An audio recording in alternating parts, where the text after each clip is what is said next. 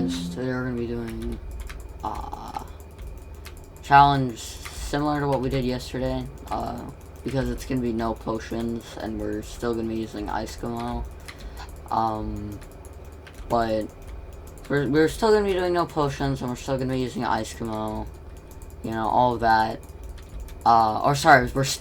We're not going to be using potions, and we're still going to be using iceskimo, except instead of lava world, it's just Marsh, which Marsh is basically, in my opinion, this is my opinion, Marsh is basically just a harder lava world. Now that's just my opinion, and now most of the time my opinions are the best opinion. I mean, you might literally say that Marsh is, some people might say that Marsh is easier just because it has like slightly more lightweight juggling to it than Lava World. And some might also say it's harder than Lava World because, you know, there's a ton of snakies, and then you have to fight a troll mother, and, you know, so that's really the hard part about it.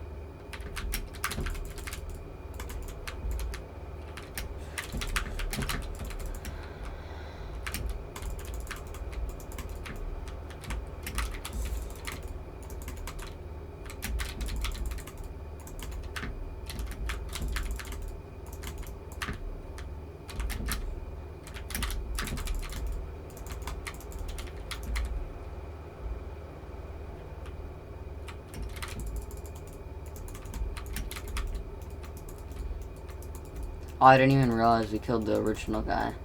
I thought this was the lead character. Or, yeah, lead character is what it's called. Oh.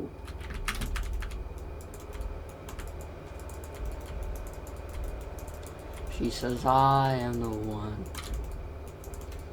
But the boy is not my son. Ooh. I bet this guy's probably dead by now. Yeah.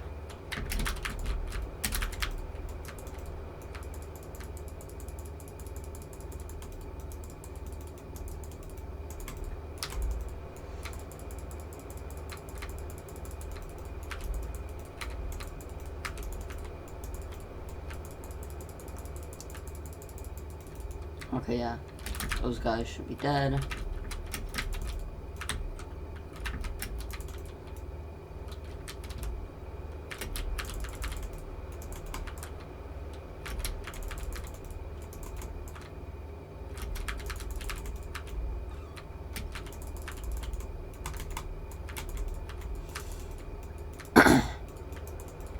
Yeah, but this wave is basically what makes Marsh no-hit hard. That's really it. It's this wave that makes no-hit hard. Now, no potions. Now, what makes no potions hard? Well, nothing. It's really just... I mean, obviously, there is the fact that, like, no potions... You know, no potions is never going to be as hard as no-hit, because it's like... I don't know if I've said this before, but I remember saying it. It's like, any game, you will always find that not getting hit at all is way harder than just not healing at all. I mean, like, you could say it for, like, games like Last of Us 2, you know? That's a PS4, PS5 game. And it is so hard to just not get hit, because, I mean, technically it's impossible to do without taking damage, but taking damage doesn't count as getting hit, basically. Taking damage counts as taking damage. Getting hit counts as getting hit with a melee, you know, getting hit with a melee, getting shot, running into, like, spore clouds, you know, all this stuff. That's what that depends on.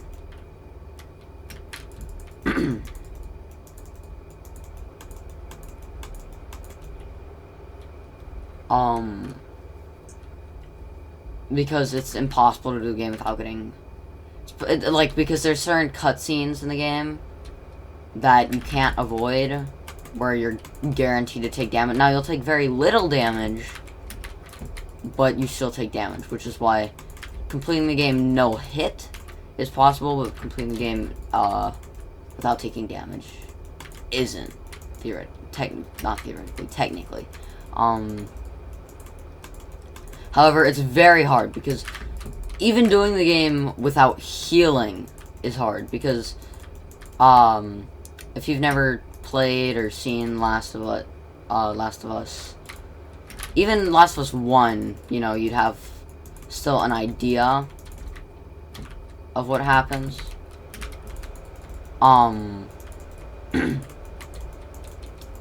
So for each act, basically each day is a new act. And for each new act, you start with a full health bar. However, getting through a single act probably takes about...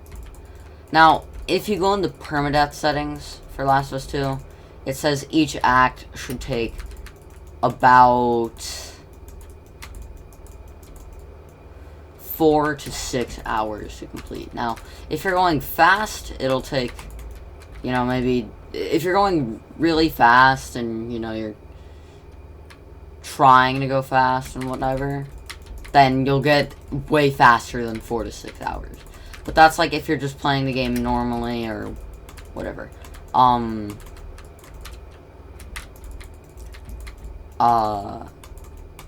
for each act, you respawn with a new health bar, which means... So I think there's... In Last of Us 2, there are 2 main characters. And... So you play as one for 4 acts, and then you play as another for... So you play as both for basically 4 acts, but, like, one of the acts is a lot shorter than the other, like... So, for one of the characters, technically you go through a 4th act, but it's very short. It is very, very short, because there's like 3 infected that you can die from, you know? It's not hard. But, if you have to go 4 to 6 hours before you can heal...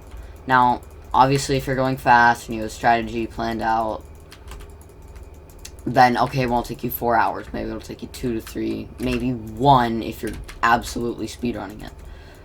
But, like, 2 to 3 hours without healing at all is hard for that game. Because for each encounter, there's basically every encounter in the game, it has a way to be done stealthily, and a way that, you know, you can do it loud, however you want. Now, doing it loud, basically, it doesn't really matter where you go or what you do. All that matters is you shoot the people if you see them, you know?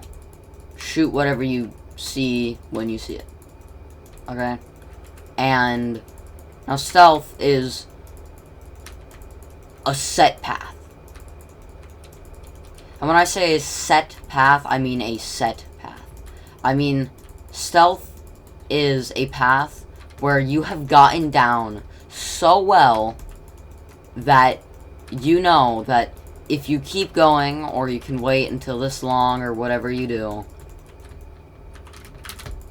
you have to do this certain thing with this thing, and you'll be able to get past here by using, like, only 1 bullet, or whatever. That's how stealth works for Last of Us 2. But... And so that's... Now, if you did every encounter that it allowed you to do stealth as stealth, then okay, yeah. You could get through a lot of the game without healing. However, there's some parts of the game that you literally can't do stealth. And I mean, now those tend to be the easier parts of the game. Like, dying at those parts, you know, it's still possible. But it's, you know, you'd have to, like, actually, like, you'd have to miss bullets or, like, you know, not have a thought-out plan for it to die. You know? But that's it. Otherwise, you could do most of the game stealth, and if you memorize paths well enough, and you're trying your absolute hardest, and, you know, I mean, one time I made a stealth route for this, for Last of Us 2, and I made it for this one area where you're underground, and, I made it, and it works, and I use it, but there's better stealth guides, because, or better ways to, not guides, better ways to do it stealth, because that way it wasn't very guaranteed. It was kind of like, now it was likely to work, but it was very RNG dependent, I guess I should say.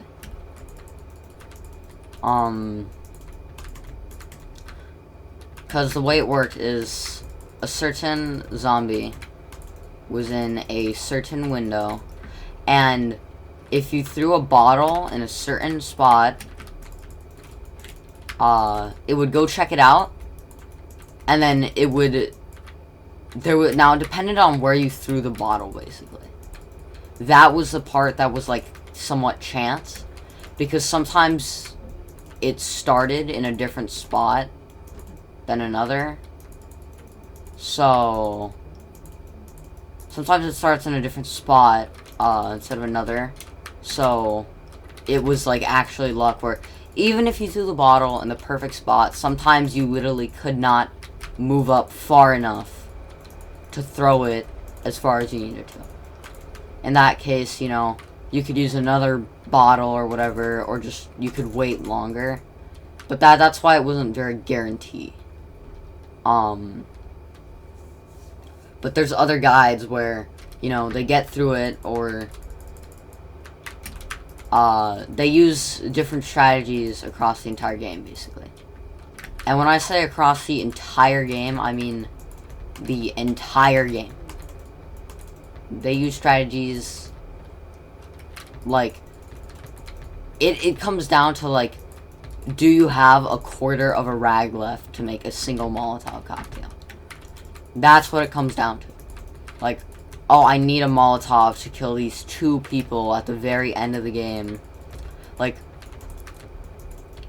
and there's actual strategies like that, where they're like, now in day 2, or in like, literally as soon as day 1, they'll be like, there's a full rag here, and you're gonna want to pick this up, because at the end of the game, we're actually gonna, it's like, and then they'll make it so, like, no matter how much rag they pick up, they will always have just that one rag left, and at the end of the game, yeah, they'll use it, and that's, like, they'll use it, and it'll, like, only because of that Molotov, it'll be the reason they beat the game. And, like, the fact that someone can plan from the very beginning of the game to the very end and say, I'm gonna need a Molotov cocktail for this area, I need to throw it exactly here and kill this amount of people, it's astounding. Really, it is. Because, now, I'm not very good at planning stuff, but I have a general sense of how a plan is gonna go out. So, like, if I'm playing Payday 2, and I say, okay, I'm gonna bring a rocket launcher. Now, let's just say the quad launcher, because the quad launcher is basically the best one. Now, I'm not just gonna bring it and, you know, run out of ammo with it and then not have a secondary. I'm gonna bring ammo bags also. And that's like the very least that planning can go to. Also, I guess we're just gonna do the cornboss also, so I can keep talking. That is like the very least.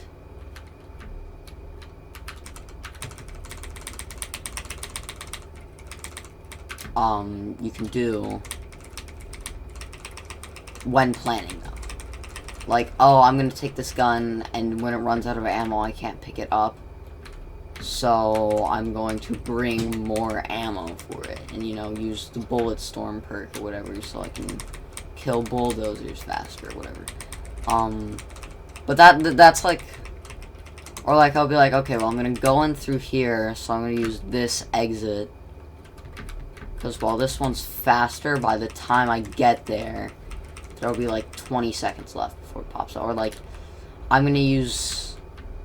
Honestly, like, the hardest thing I do for planning in Payday 2 is literally my perk deck and my skills that go with it.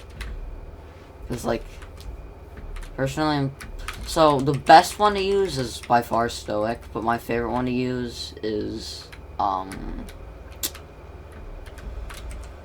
what's it called? So the best one is Stoic, but my favorite one to use is Armorer. Because Armorer is like the opposite of Anarchist. It makes it so encouraging, like, Armor is like, it makes you want to wear, like, the best armor. You know? That's how Armorer works. It makes you want to wear at least good armor and, you know, like, buff your armor or whatever. But Anarchist, it makes you want to use a suit, because with Anarchist, a suit, your armor will regen faster, and then you'll get, it'll regen way faster, and then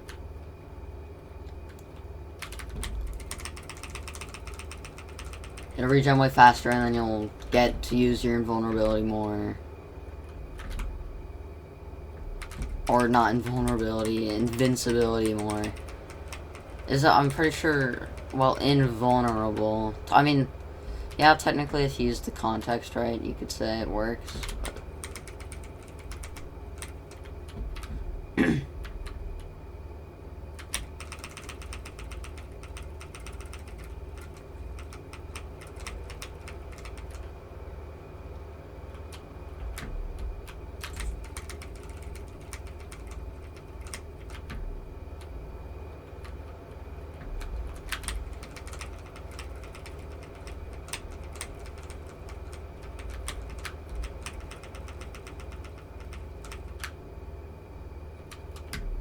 Popcorn.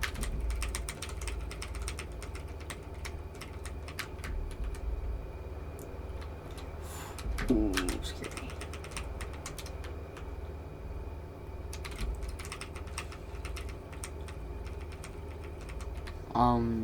Yeah, but that's generally all the planning I do.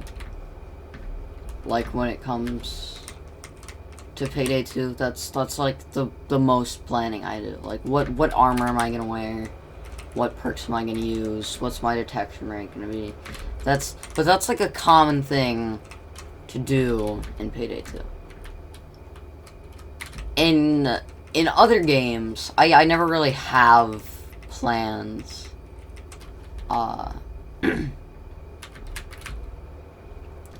Like, I mean, especially now. It's kind of funny because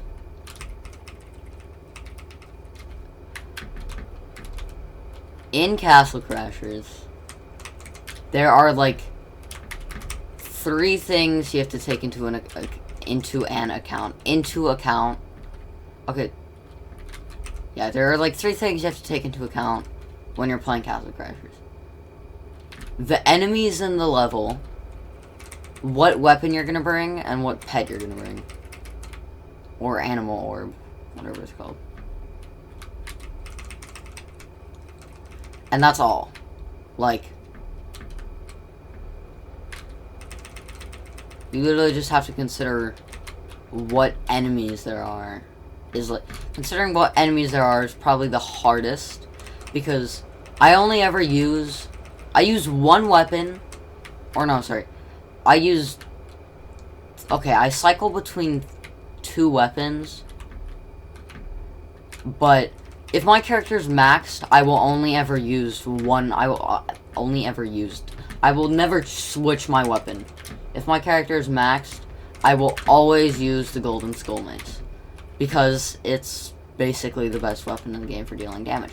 Now, any level that is not the necromancer room, so basically Wizard Castle Interior, any level that is not Wizard Castle Interior, I will use Snoot for, which Snoot is the pet I'm using right now.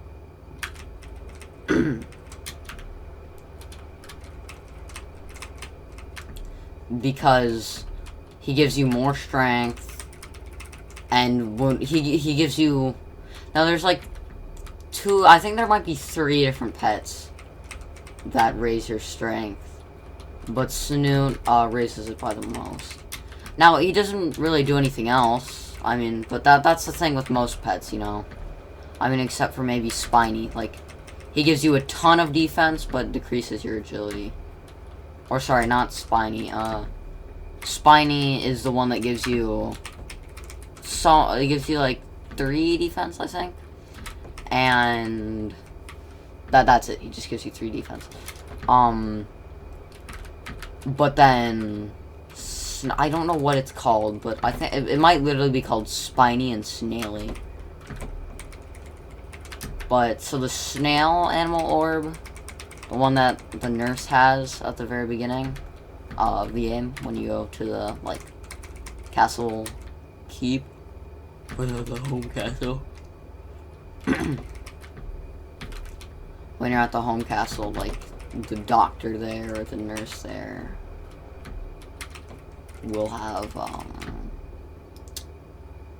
she will have a snail animal orb. And that's the one that, like, it gives you 5 defense, but it takes away, like, 2 or 3 agility, I think. And, like, that's, like, the only one that actually does something different besides only give you something. It takes stuff away, also. You know, it gives you something, but it also takes stuff away. That's, like, the only pet that does that, I'm pretty sure. Anyways, so... The one animal, or sorry, there's 3 weapons that I switched from, and 3 animal orbs that I switched from. I know I originally said 2, but there's actually 3. At the very beginning of the game, I will use the Lollipop and Giraffe. Once I'm level 15, I'll use the Toilet Paper Roll and a Giraffe. And once I beat the game, or, you know, once I'm at, like, close to level 78, where my stats are maxed out, and, you know, my stats are close to maxed out, and I'm playing insane mode, that's where I will use the Golden Skull Mace and Snoot. Now, for any other level, I already said this, for any other level that is not Wizard Castle Interior, I will use Snoot. Unless... Like, if it is the Wizard Castle Interior, that is the only time I ever use Piggy. And even then, sometimes I don't use Piggy. Just because... It kind of depends on the character and what level I have the character. Because, for instance, I did, Insane Mode on my Necromancer. With... I had Snoot equipped. When I did Necromancer. Insane Mode. So when I did Necromancer Insane Mode with my Necromancer, I had Snoot equipped. And I used, like, 2 potions, I think. You know, it really just depends on how good the run is going sometimes. It really just depends, because you might start off and immediately get, like, grab cycled by multiple beefies. You know, it happens. It sucks, but it happens. But, like... It's so basically, I mean, if you could do Necromancer every time without using potions, then if you could do Necromancer every time without getting hit, which, by the way, there's only one person who has done Necromancer without getting hit. So, or at least recorded footage of them doing Necromancer Insane Mode without getting hit. If you could do it consistently every time, theoretically, then Snoot would be the best pet for you to bring.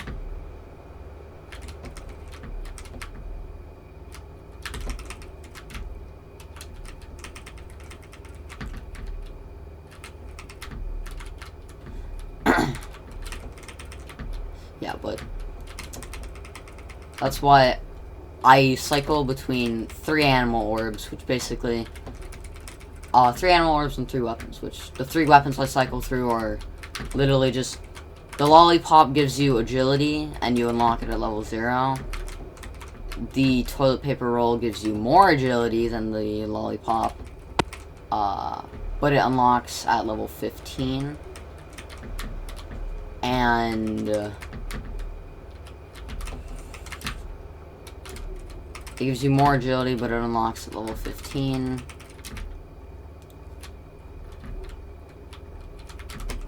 And the golden skull mace is the weapon I actually use once I'm done with the game and have all my stats maxed.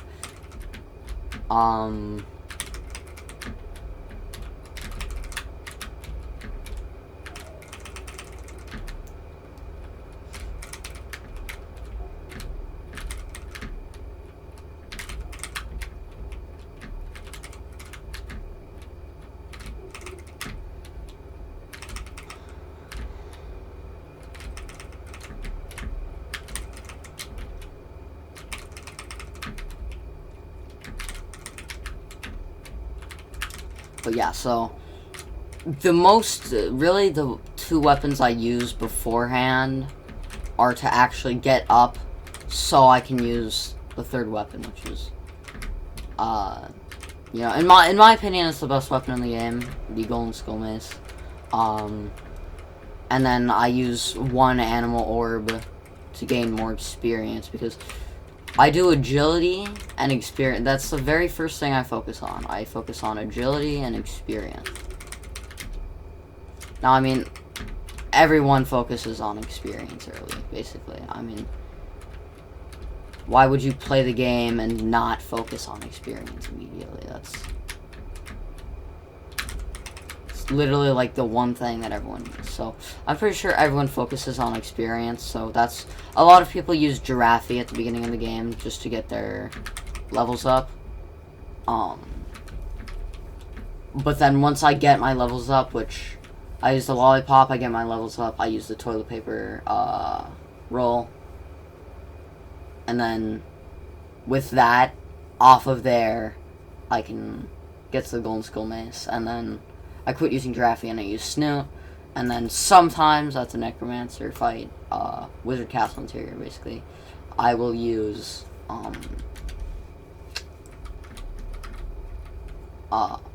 Piggy. So, here are my potions. You can see I have all 5, so I did not use any. So that's proof of it being no potion. And I guess I will see you guys in my next challenge run. Goodbye.